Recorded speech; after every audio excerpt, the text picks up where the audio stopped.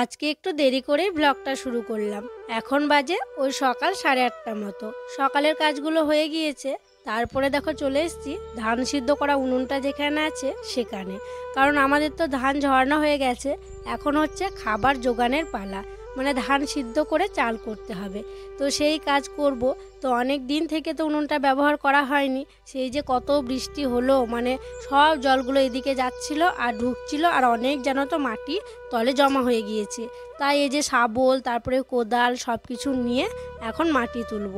তো ছাই থাকলে যেন তো তুলতে খুব সুবিধা হয়, তবে মাটি হয়ে আছে ওপরটা তুলতে না একটু অসুবিধাই হচ্ছে।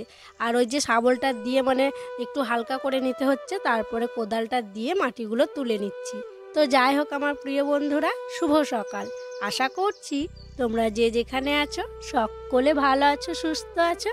বীরভূম জেলার ছোট্ট একটি গ্রাম থেকে আমি দৈবকী তোমাদের সকলকে জানাই আমার ব্লগ চ্যানেলে অনেক অনেক স্বাগত আর আমার অনেক অনেক ভালোবাসা। তোমরা লক্ষ্য করলে আমি উনুনের ভেতর থেকে একটা পেঁয়াজ গাছ তুললাম। কি জানো তো, পেঁয়াজটা খুব একটা ভালো ছিল না, কেমন আর কি নষ্ট নষ্ট ছিল। তো পেঁয়াজটা ফেলে দিয়েছিলাম, উনুনের ভেতরে আর কি কীভাবে ঢুকে গিয়েছিল। তো মাটি পেয়েছে, দিয়ে দেখো কত বড় গাছ হয়ে গিয়েছে। তবে কি জানো তো, আর কয়েকদিন থাকলে এই গাছটা থেকে মোটা একটা পেঁয়াজ হতো, আবার গাছটাও কিন্তু খাওয়া যেত। তো যাই হোক, উনুনে তো ধান সিদ্ধ করতে হবে, সেই জন্য পেঁয়াজটা তুলে ফেললাম। তো এদিকে শাবল দিয়ে দেখো মানে জোর শক্তি দিয়ে করতে হচ্ছে, জানো তো মাটিগুলো এত শক্ত হয়ে আছে। শাবল দিয়ে হালকা করে আর কি করে নিয়ে এই যে কোদালে করে মাটিগুলো তুলে নিচ্ছি। আর এখানে না অনেক কাজ আছে, এই যে মাটিগুলো তুলবো, তারপরে প্রথমে তো মাটি উঠছে, তারপরে ছাই উঠবে, সেগুলো তুলবো। তুলে এই যে চারপাশটা দেখছো কেমন যেন নোংরা হয়ে আছে, জঙ্গল হয়ে আছে, সব কিছু কিন্তু পরিষ্কার করতে হবে। ওই যে যেগুলো আমরা পাতনা বলি, ধান ভেজাতে দিই, ওই জায়গাগুলো কেমন ওই যে লতা পাতা হয়ে আছে, কুমড়োর গাছ হয়ে আছে, সেই জায়গাগুলো সব পরিষ্কার করব। তো যাই হোক, মাটিগুলো তোলা হলো, এখন দেখো ছাই বেরোচ্ছে। তবে এখন একটু মানে হালকা হয়েছে। প্রথমে যা কষ্ট হলো মাটি তুলতে, আর এই কাজগুলো রুদ্রর বাবা করে।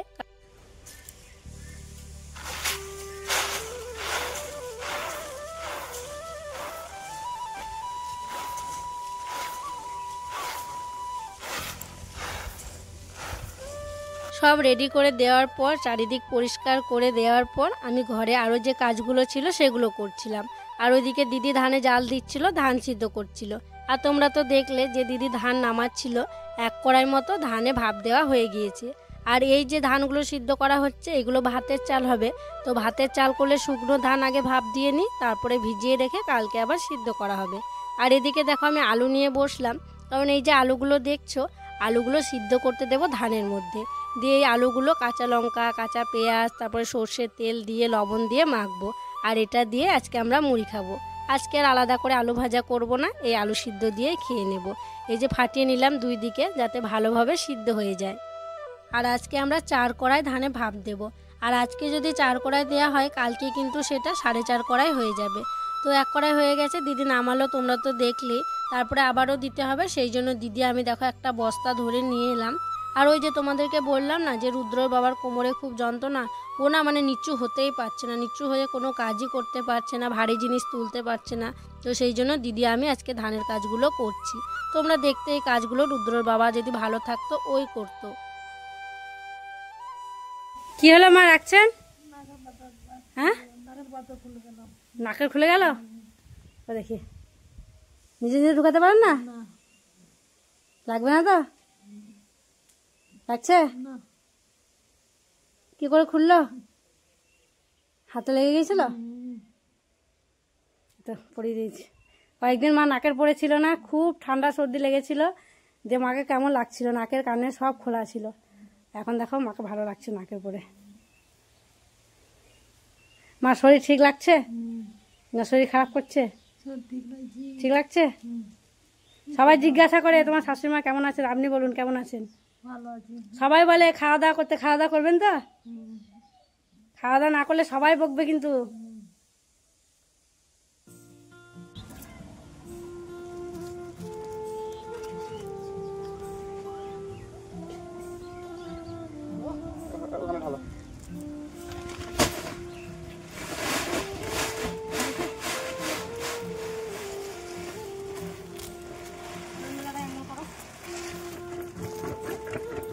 নিচে দিয়ে ধানগুলোয় ভাপ দিচ্ছিলাম, সব ধানে ভাপ দেওয়া হয়ে গেছে আর ওই ধানগুলোতে জলও দিয়ে দিয়েছি।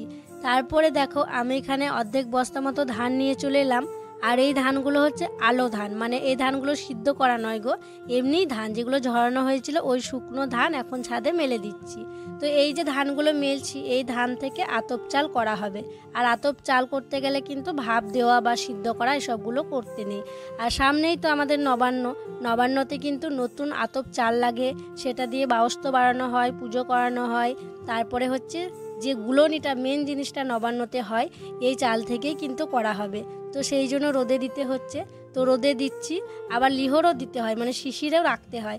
এই যে মেলে দিচ্ছি, সারাদিন নাড়াচাড়া করব, আবার রাত্রেও কিন্তু মেলেই রেখে দেব। আর হ্যাঁ, আমার সকল ইউটিউব ফ্যামিলিকে বলছি, সামনে অগ্রহায়ণ মাসের 20 তারিখে আমাদের নবান্ন, সামনের রবিবারে। তো তোমরা কিন্তু অবশ্যই এসো গো। আমার সকল ইউটিউব ফ্যামিলিকে আমি নেমন্তন্ন করলাম আমাদের নবান্নতে আমাদের বাড়ি আসার জন্য। তো যাই হোক, দেখো ধানটা ভালো করে আমি নাড়াচাড়া করে মেলে দিলাম। তো মাঝে ফাঁকে কয়েকবার আসবো, এসে কিন্তু এইভাবে আর একবার করে নাড়াচাড়া করে দেব। ছাদে ধানগুলো মেলে আসার পর অনেকগুলো জামা কাপড় সার্পে দিয়েছিলাম জানো তো। সেই সমস্ত জামা কাপড়গুলো কাচলাম, কেচে স্নান করলাম, মানে অনেকটা দেরি হয়ে গেছে আমার আজকে স্নান করতে। আর জামা কাপড়গুলো না কাচলে হতো না জানো তো। ওই যে দাদু দিদারা এসছিল, ওই দুদিন না কোনো জামা কাপড় কাচিনি। রুদ্রকে যে জামা কাপড়গুলো পরিয়েছিলাম সব ছেড়ে ছেড়ে একটা গামলার মধ্যে রেখেছিলাম, সেই জামা কাপড়গুলো আজকে কেচে দিয়েছি। এদিকে মাদের ঘরের বিছানা চাদরটাও কেটে দিয়েছি, মায়ের নাইটি একটা সার্পে দিয়ে দিয়েছিলাম। তো সমস্ত কিছু কাঁচা হয়ে গেছে। তারপরে এখন দেখো উঠোনের তারের মধ্যে মেলে দিচ্ছি।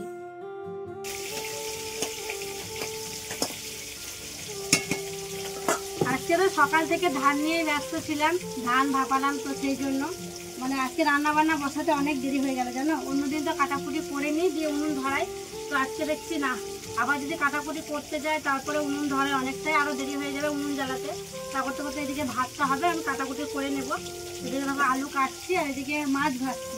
কাকা মাছ ধরেছিল, দিয়ে দুটো মাছ দিয়েছে আমাদেরকে, মাছটা বেছে নিয়ে এলাম, বেছে নিয়ে এসে এখন এদিকে মাছ ভাজা করছি, এদিকে আলু কাটছি। আলুটা প্রেসার কুকারে সিদ্ধ করে নেবো, আজকে অনেক বেলা হয়ে গেছে, মানে অনেক কাজ করা হলো তো, ওই সব দিকটা করতে গেলে তো হবে না বলো। এমনিতেই তো তোমরা দেখো বাড়িতে এমনি যে কাজগুলো আমাকে প্রত্যেকদিন করতে হয়, ওই কাজগুলো করতে করতে রান্না বসাতে দেরি হয়। আজকে আবার এক্সট্রা অন্য কাজ ছিল, ধানে জল টল দেওয়া, ধান আর কি চাপিয়ে দেওয়া করা, দিদিও ছিল, দুজনে মিলেই আমরা করছিলাম। দিদি এখনও তো ওখানেই কাজ করছে, মানে এখনও উনুন ঘরের কাজ শেষ হয়নি, মানে ধান সিদ্ধ করা উনুনের কাজ। তো সেই জন্য অনেকটাই দেরি হলো। তো দেরি হলো, আজকে বেশি কিছু রান্না বান্না করবো না, এই যে মাছ দিয়ে আলু দিয়ে ঝোল করব আর আলু সিদ্ধ করবো, আর কিছু করবো না। আর কালকে চিকেন রান্না করেছিলাম, তো ওই চিকেন কিছুটা আছে, আর এখন তো ফ্রিজ নেওয়া হয়েছে, তো সেই জন্য রেখে দেওয়া হয়েছে, ভালো হয়ে আছে। তো এই যে রান্না বান্না হবে, দিয়ে শেষ বেলা এটা একটু গরম করে নেবো, তাহলে হয়ে যাবে। আর আরও কিছু যদি রান্না করতে যেতাম অনেকটা দেরি হয়ে যেত, তো সেই জন্য বেশি কিছু রান্না করবো না। আজকে অনেক দিন পর দেখো মেশিনটাকে বের করা হয়েছে, যেটা আর কি বীজ দেয় ধানে। মানে মানে কেনে তখন বলেছিল জানো তো, যে মাঝে মধ্যে চার্জে দিতে হবে, নইলে খারাপ হয়ে যাবে। তো সেই জন্য আজকে চার্জে দিয়েছিল না, দিবা? তুমি একটু জোরে বলো, তোমার কথা শুনতেই পাবে না।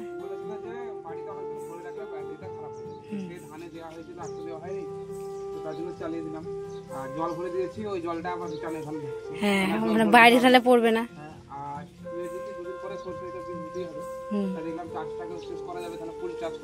ইঁদুরে আবার কাটেনি তো? ঠিক আছে তো, ইঁদুরের যা অত্যাচার কি বলবো।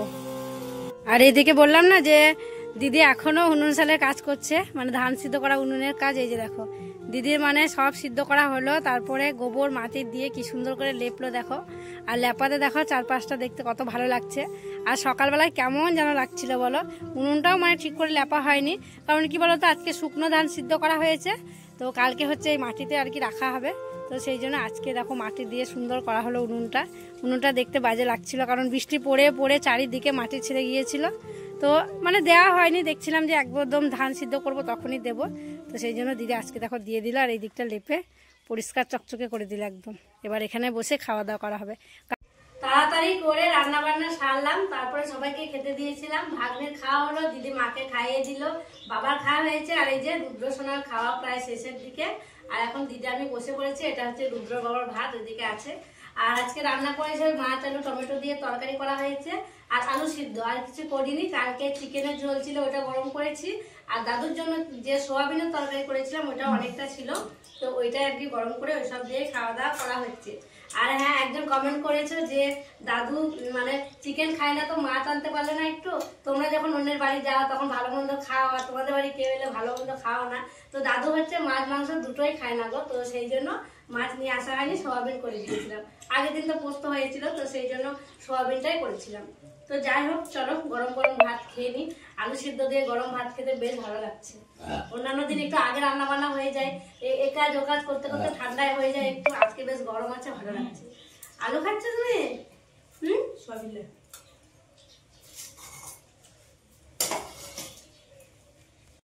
বন্ধুরা, আজকে এমন একটা ঘটনা ঘটে গেছে আমাদের।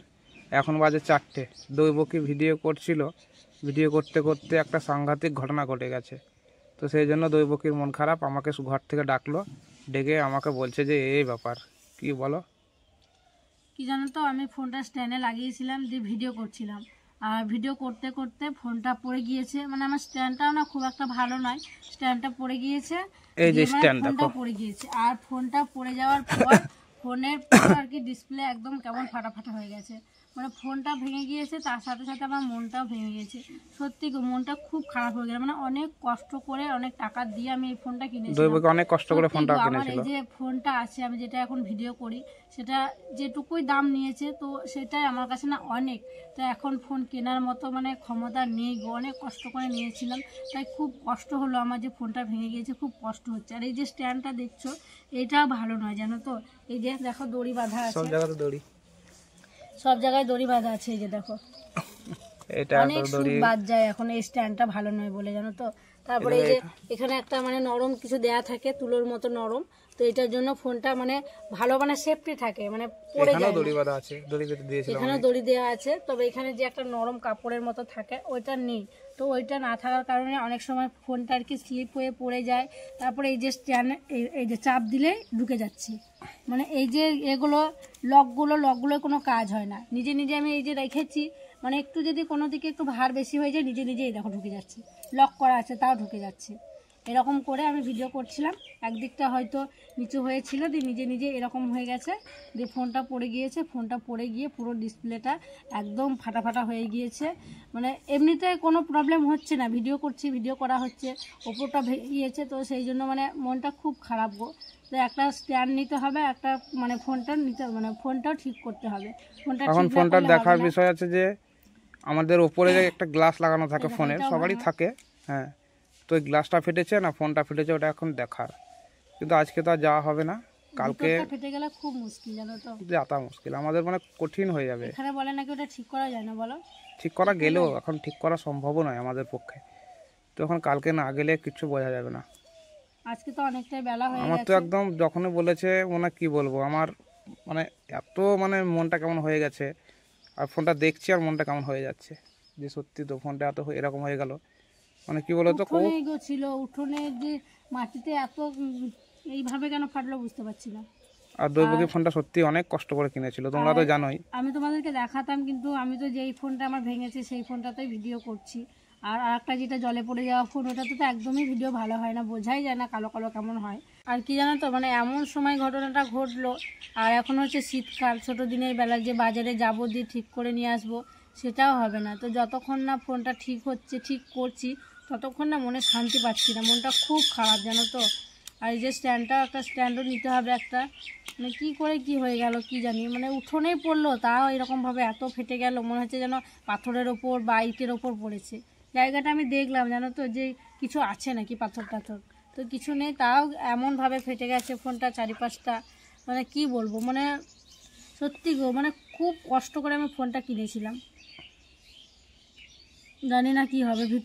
ভিতরে যদি ফোনটার কিছু হয়ে যায় তাহলে কিছু করার নেই গো, ঠিক করতেও পারবো না। আর ঠিক করতে দিলেও নাকি মানে 2-3 দিন বোধহয় লাগবে, মানে ওদের কাছে রাখতে হবে, জানি না কি হবে। তো কালকে নিয়ে যাব, আজকে যাওয়া হচ্ছে না, কালকে নিয়ে যাব। তারপরে কান্না কাটতে লেগেছে, মানে ফোনটা পড়ে গিয়েছে, আমি আর ঘরে যাইনি, এখানে সব করে বসে গিয়েছি। তারপরে আমি রুদ্র বাবাকে ডাকছি, যে এসব এসব ফোন পড়ে গিয়েছে। মানে ফোনটা আমার জীবন গো, ফোনটা আমার জীবন, তোমাদেরকে কি বলবো, আমার প্রাণ ফোনটা। ফোনটা যদি কিছু হয়, ফোনটা যদি হারিয়ে যায়, তোমাদের মতন এত ভালোবাসার মানুষ, ফোনটা যদি হারিয়ে যাবে আমিও হারিয়ে যাবো। তাই তো বলছি, হ্যাঁ এত ভালোবাসার মানুষের কাছ থেকে দৈবকী হারিয়ে যাবে।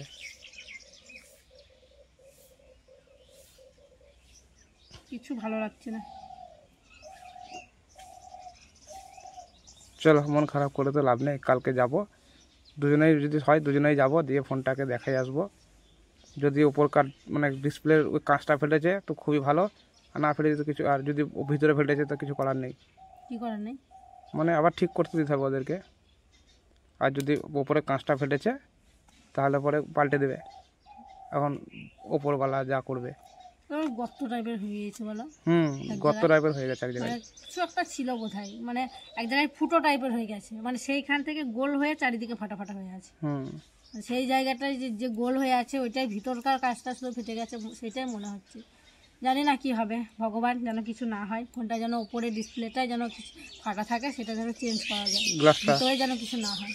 সেই তো, চলো মন খারাপ করে লাভ নেই, যা আবারটা হয়ে গেছে এবার দেখতে হবে যে ভিতরে কিছু হয়েছে নাকি। চলো ওঠো ওঠো ওঠো ওঠো ওঠো ওঠো, এসো এসো এসো।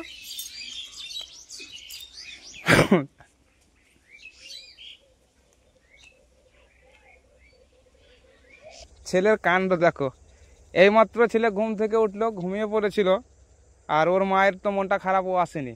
দিয়ে ছেলে ঘুম থেকে উঠে বলছে আমাকে আগে কেন তোলাও নেই, ঘুড়ি উড়াতাম, ঠিক আছে। তো এই যে আবার সন্ধেবেলায় এত কান্নাকাটি, ওকে নিয়ে আসতে হলো ঘুড়ি ওড়ানোর জন্য। এই যে ওই যে ঘুড়ি ধরেছে ও, আরে ওই যে দেখো ঘুড়ি উঠছে, ওই যে। রুদ্র, ভালো লাগছে বাবা ঘুড়ি উড়াতে?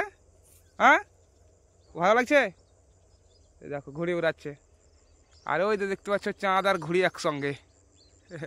এই যে কি করবো এখন, ছেলে এখন বায়না করেছে ঘুড়ি উড়াবো, আর ঘুড়িটা নিয়ে এসেছি কালকে, কিন্তু ও ওড়াতেই পায়নি, মানে আমারও সময় হয়নি যে ঘুড়িটা বেঁধে দেবো, আর আমারও সময় হয়নি যে ঘুড়িটাকে ওকে বেঁধে দেবো তারপরে উড়াবে। তো দেখো আজকে বেঁধে দিলাম, দিয়ে আবার নিয়ে এলাম। আর দৈবকীর মন খারাপ, ও মানে আসতেই চাইলো না, বললো তুমি নিয়ে যাও আমি বসে আছি। তো চলো বাবা, সন্ধ্যা হয়ে গেছে নাকি, চলো কালকে সকালবেলায়, কালকে রবিবার আছে, হ্যাঁ কালকে সকাল থেকে আমরা বাবা ছেলেতে ঘুরে উড়াবো। হ্যাঁ চলো চলো। এখন বাজে রাত 9টা।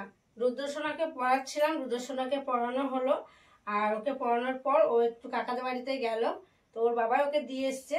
তো তারপরে আমি ভাবলাম যে পড়ানো হলো, একদম বিছানাটা তো গোছাতেই হবে, কাগজপত্র ছিল, তো বইপত্রগুলো গুছিয়ে রাখলাম, বিছানাটাকেও ঝেড়ে নিয়েছি। তো ভাবলাম একদম তাহলে মশারিটাও টানিয়ে নিই, তাহলে খাওয়া দাওয়া করে এসে আর মশারিটা টানাতে হবে না। তো সেই জন্য দেখো মশারিটা পেরিয়ে নিলাম, এখন মশারিটা টানিয়ে নেব। আর এই যে রুদ্র জামা কাপড়গুলো দেখছো, এখানে মেলা আছে, তো সেই যে ওখানে বাইরে মেলা ছিল, আজকে একটু দেরি করে কাচা হয়েছে, সেই কারণে না জামা কাপড়গুলো শুকায়নি, হালকা একটু একটু ভেজা আছে, খুব ভেজা আছে তাও নয়। তো সেই জন্য এইভাবে মেলে দিয়েছি, হাওয়া বাতাস না পেলেও সকাল হতে হতে আর কি শুকিয়ে যাবে। তাছাড়া এমনি কোথাও আর কোনো জায়গাও নেই জানো তো, এখানেই মেলতে হয়, তো হালকা ভেজা বলে এখানে দিয়েছি, তো শুকিয়ে যাবে। তো চলো মশারিটা টানিয়ে নিই, আর মশারি টানানো হবে তারপরেই কিন্তু খাওয়া দাওয়া করে নেব। তো চলো তাহলে আজকের মতো এখানেই বিদায় নিচ্ছি। তোমরা সকলে ভালো থেকো, সুস্থ থেকো, আর যারা নতুন বন্ধু হয়ে আমার এই ভিডিওটি দেখছো তাদের কাছে একটি অনুরোধ করব, আমার চ্যানেলটিকে সাবস্ক্রাইব করে আমার পাশে থেকো। আর যারা পুরনো বন্ধু হয়ে আমার পাশে আছো তাদেরকে আমার অসংখ্য অসংখ্য ধন্যবাদ আর অনেক অনেক ভালোবাসা। দেখা হবে আবার পরবর্তী ভ্লগে। এত মুখে অসুবিধা গো আমার, ভ্লগেটা না মানে তুতলেই গেল।